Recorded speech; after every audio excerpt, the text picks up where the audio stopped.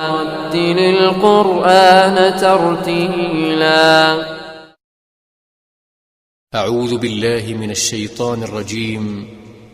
بسم الله الرحمن الرحيم. يا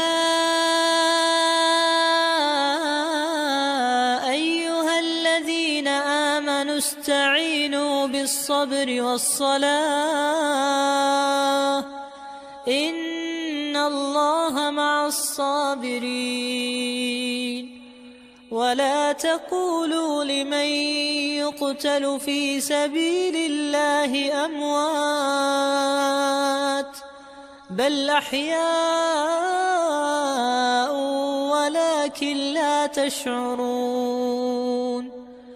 ولنبلونكم بشيء من الخوف والجوع ونقص من الأموال والأنفس والثمرات وبشر الصابرين الذين إذا أصابتهم مصيبة